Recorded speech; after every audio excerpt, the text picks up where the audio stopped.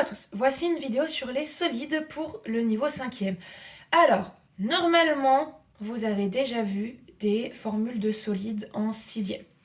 Si jamais c'est pas le cas, allez voir ma vidéo sur les parallélépèdes rectangles.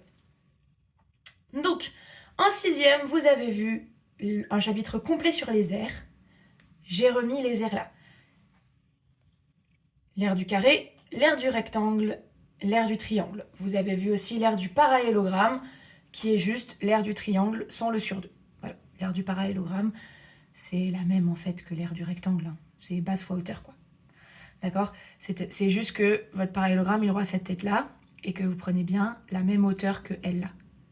Voilà, mais c'est un rectangle qui est penché. C'est tout. Super. Donc, qu'est-ce que c'est déjà un prisme droit ? Donc je vais faire le schéma là. Un prisme droit, c'est n'importe quelle de ces bases que vous avez étirées vers le haut, tel du chewing-gum, verticalement. Voilà, c'est pour ça qu'il est droit, le prisme. Donc, en 6e par exemple, vous avez vu les parallélépipèdes rectangles, qui sont des prismes droits, puisqu'en fait, c'est un rectangle, voilà, que vous avez étiré comme ça, d'une même hauteur. Voilà. Je vais faire ma petite perspective cavalière. Donc c'est un rectangle qu'on a étiré vers le haut d'une hauteur h. Voilà. Ça peut être ce que je veux en fait. Un cube, c'est un prisme droit.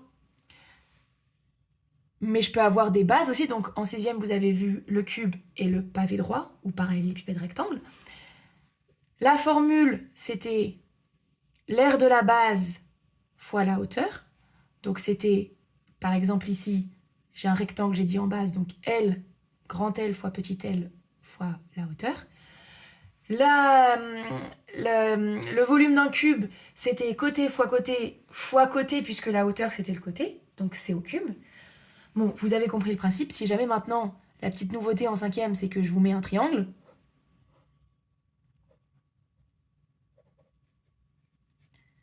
Bah, en fait, je vais l'étirer. Voilà.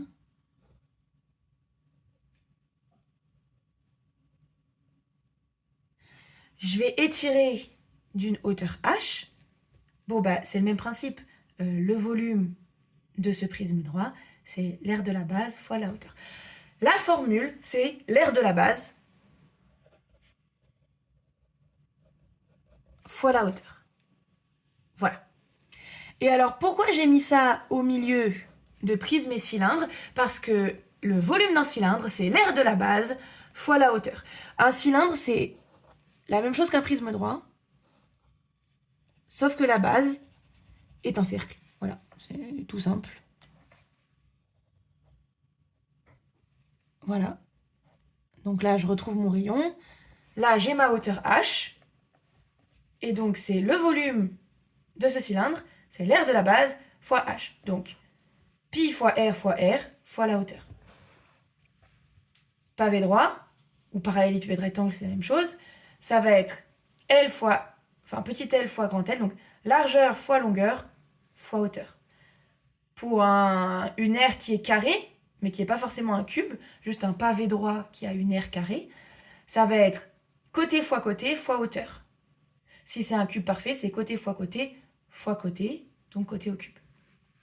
Pour un triangle, je vais faire base fois la petite hauteur sur 2, fois la grande hauteur.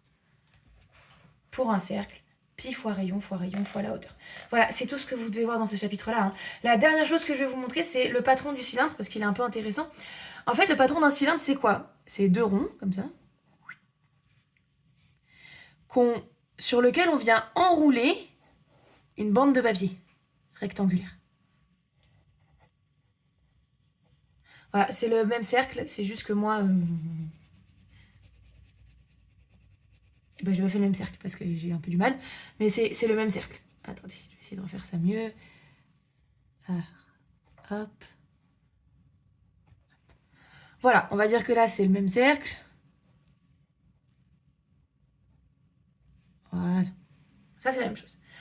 Ok, la hauteur h, déjà, où est-ce qu'elle se trouve ? En fait, vous allez venir enrouler autour de votre cercle, D'accord? Donc si ça c'est votre feuille de papier, vous allez l'enrouler autour de vos deux cercles. Donc la hauteur, elle est ici.